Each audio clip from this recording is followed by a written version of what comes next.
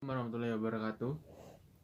Kami dari kelompok 3 akan menjelaskan materi terkait hakikat dan prosedur kinerja inovasi melalui design thinking. Yang pertama, rekan saya yaitu Anisha Anggun Kinanti, saya sendiri Ruli Purnama Ramadan, dan rekan saya yang ketiga yaitu Santia Happy, dan rekan saya yang keempat yaitu Fahmi Adi Maulana, dan yang terakhir yaitu Faris Arafi Aramdanu. Apa itu design thinking? Design thinking ini adalah ide kreatif yang muncul berdasarkan masalah yang ada membutuhkan sesuatu proses untuk mewujudkannya agar menjadi suatu inovasi yang mampu memecahkan masalah tersebut. Proses yang dilalui tentu saja akan menemui kegagalan, mungkin sekali atau bahkan lebih. Bila saja memerlukan 1000 kali percobaan hingga menemukan formula yang paling efektif untuk memecahkan masalah.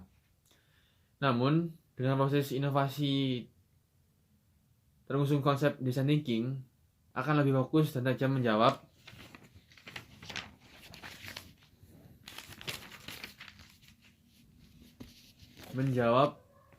tantangan masalah yang ada. Sedangkan design thinking itu merupakan sebuah proses pemecahan masalah secara kreatif dan fokus kepada kebutuhan orang lain.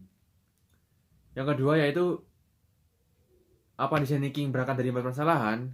Ya, benar sekali. Contoh paling mudah dan selalu kita rasakan yaitu ketika kita ingin memindahkan file yang ada di flash disk ke handphone. Kita membutuhkan perantara untuk pemindahan data dalam bentuk laptop atau komputer. Bisa melalui Bluetooth, kabel data, ataupun memory card. Sampai akhirnya terus yang kelima yaitu langkah penerapan design thinking. Empati. Pada proses ini, mahasiswa diharapkan mampu menentukan penyebab-penyebab suatu masalah dari berbagai sumber, sehingga memudahkan proses analisis masalah. Yang kedua, define atau menentukan permasalahan utama. Pada tahap ini, mahasiswa menginvestigasi permasalahan dari berbagai aspek. Yang ketiga, ideate atau penentuan solusi. Setelah menemukan masalah utama, maka selanjutnya melaksanakan proses ideation dengan membuat solusi kreatif dan inovatif. Yang keempat, prototype atau pembuatan prototype. Tahap ini didorong mahasiswa untuk mengeksekusi solusi yang telah dirancang. Jika ada kesalahan, maka hal itu termasuk pembelajaran. Yang kelima adalah tes. Tahap ini digunakan untuk menguji performa prototipe yang telah dibuat. Selain itu, memerlukan nilai dan beberapa ahli antara mahasiswa sejawat. Selanjutnya akan dijelaskan oleh rekan saya. Terima kasih. Berikut adalah mindset yang diperlukan dalam penerapan design thinking. Yang pertama adalah fokus pada nilai-nilai humanisme. Mengidentifikasi apa yang dibutuhkan manusia berdasarkan permasalahan yang mereka rasakan, sehingga solusi yang ditawarkan pasti akan diterima. Yang kedua, kolaborasi. Terobosan inovatif dilahirkan dari kerjasama antar bidang ilmu dan sudut pandang pemecahan masalah. Yang ketiga yaitu memvisualisasi. Penggunaan diagram, sketch, bertujuan ide dan konsep yang tertuang semakin konkret sehingga secara jelas bisa dilihat oleh orang lain. Yang keempat adalah aksi. Fokus dari pelaksanaan pada pencarian solusi bukan pencarian masalah. Yang kelima, menunda vonis penilaian. Seseorang dibebaskan berekspresi dan berimajinasi sebebas mungkin. Setelah mereka mengkreasikan dan merealisasikan, penilaian dilakukan dengan melihat apakah ide telah terfokus dengan pemecahan masalah dan mudah dalam pengaplikasiannya atau sebaliknya. Yang keenam, menciptakan kejelasan. Kejelasan diciptakan melalui proses pembuatan prototipe, ide-ide yang ada direalisasikan sehingga semakin konkret. Selanjutnya, hal yang harus dilakukan yaitu tahap pra-penerapan design thinking. Pada tahapan ini terjadi fase eksplorasi. Eksplorasi adalah kegiatan pemilihan topik atau fokus proyek dan penelaahan yang lebih intensif. Pada tahapan ini, inovator disarankan untuk melakukan brainstorming. Brainstorming sendiri adalah teknik yang digunakan untuk menemukan solusi pada permasalahan tertentu dengan mengumpulkan ide-ide secara spontan. Selanjutnya, tahap penerapan design thinking. Thinking yang pertama adalah empati atau menggali sumber informasi. Setelah menentukan topik permasalahan yang diangkat, maka selanjutnya adalah menggali sumber-sumber informasi dari berbagai sudut pandang. Bisa juga dengan datang langsung ke lokasi permasalahan untuk melihat fakta permasalahan yang ada.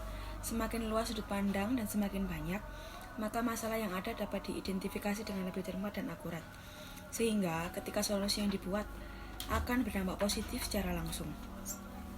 Analisis data dalam rangka menentukan masalah prioritas ada 4 proses utama, yaitu observasi lapangan atau field observation. Observasi lapangan merupakan pendekatan terstruktur untuk mengamati lingkungan alam mereka, untuk mengungkap wawasan dan perspektif dari pemikiran dan perilaku. Bagaimana cara melakukan pengamatan? Yaitu pertama, mendekati objek dengan pikiran yang terbuka, serta melibatkan semua indera, mencakup pandangan, mengamati apapun yang bisa diamati secara realitas, dan mengamati yang tidak dapat diamati. Yang kedua, yaitu interview pengguna atau target sasaran. Interview merupakan sebuah seni percakapan untuk mendapatkan cerita dan mengungkap wawasan serta kebutuhan pengguna yang mendalam, baik kebutuhan yang terpendam maupun yang belum terpenuhi. Setelah dilakukan interview pengguna, tahap selanjutnya yang dilakukan yaitu menentukan kebutuhan atau finding needs. Dari hasil pengamatan dan interview sebelumnya akan terkumpul menjadi sekumpulan data yang berguna dan bermakna untuk mengungkap atau menyimpulkan kebutuhan pengguna yang belum terpenuhi. Yang terakhir adalah persona development. Pengembangan persona adalah membuat model pengguna atau karakter dengan tujuan dan karakteristik yang jelas, yang akan mewakili pengguna atau sasaran target di seluruh proses desain dari brainstorming untuk ide solusi untuk merancang perjalanan pengalaman pengguna yang ideal. Penerapan design thinking yang kedua yaitu define atau menentukan permasalahan utama. Define atau menentukan permasalahan utama merupakan tahapan kedua dalam proses design thinking. Data dan fakta yang telah didapatkan dalam proses empati harus dipilah terlebih dahulu. Hal tersebut bertujuan untuk menentukan permasalahan yang paling mendesak untuk diselesaikan. Dalam penentuan permasalahan utama, perlu memperhatikan beberapa hal berikut ini. Yang pertama adalah menulis semua permasalahan yang ada, menentukan prioritas masalah dengan cara diskusi dalam suatu grup, fokus pada masalah terlebih dahulu, dan permasalahan yang akan diselesaikan adalah masalah nyata.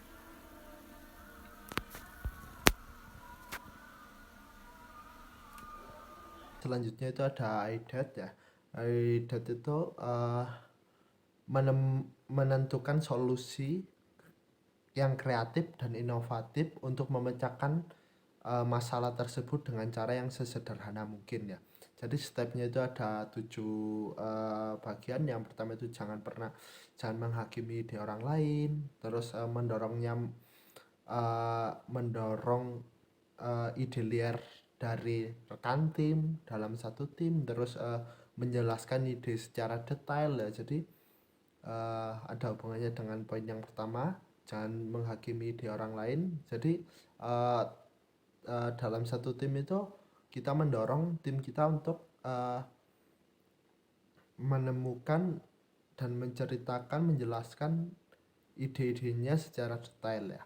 Terus yang keempat ya, mensimulasikan ide yang bermunculan. Jadi dari cerita ide yang sudah dilontarkan secara detail ya, divisualisasikan tujuannya untuk apa? Tujuannya untuk memperdetail lagi ide-ide mereka ya.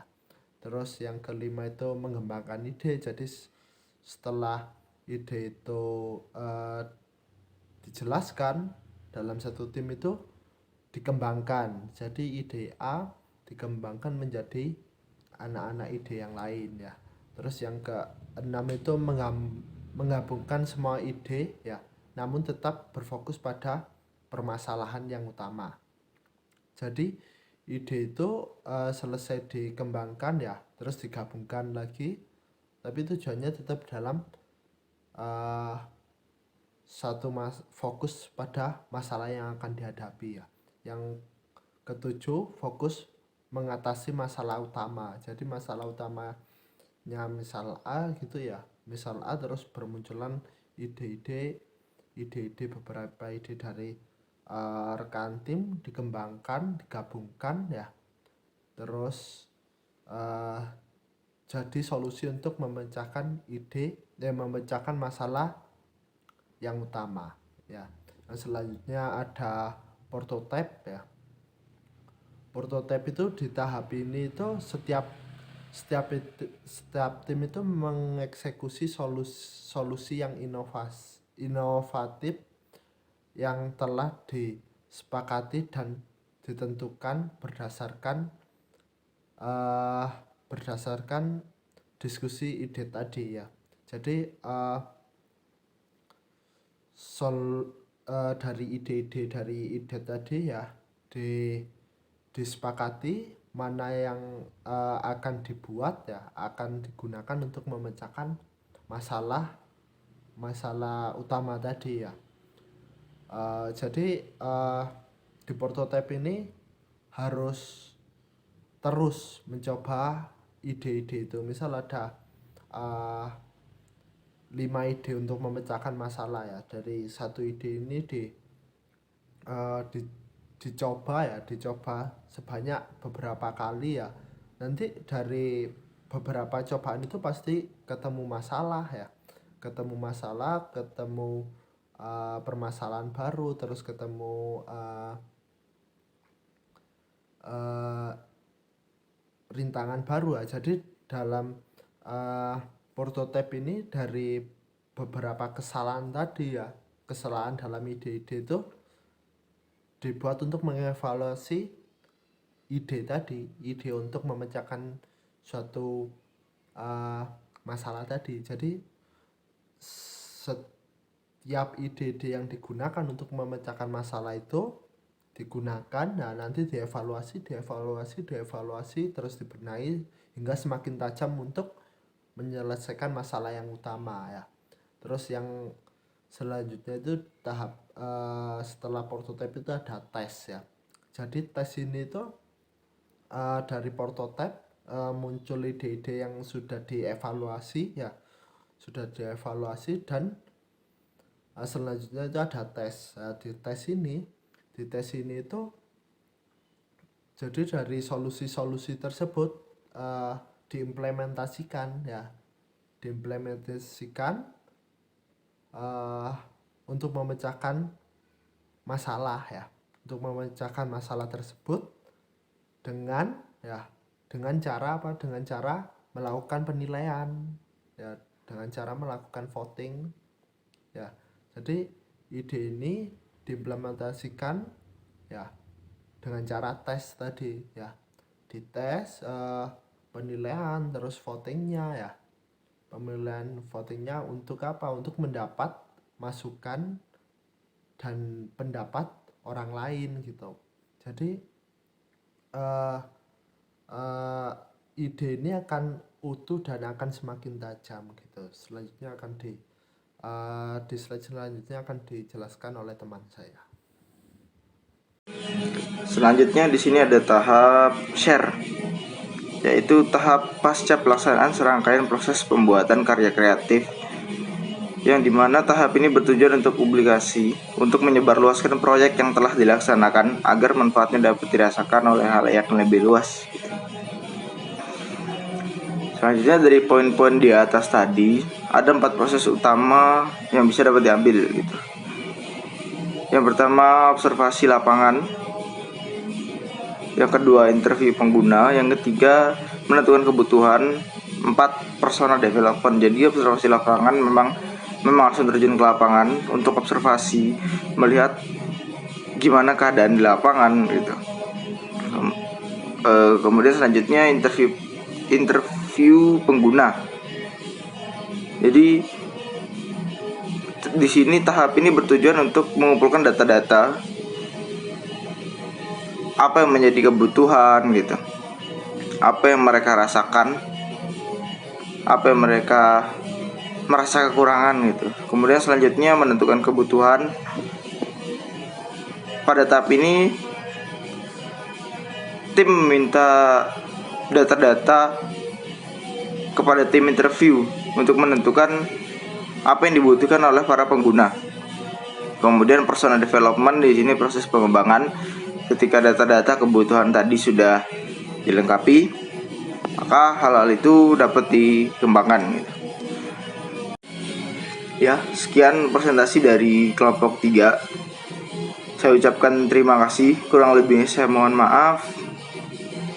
Assalamualaikum warahmatullahi wabarakatuh.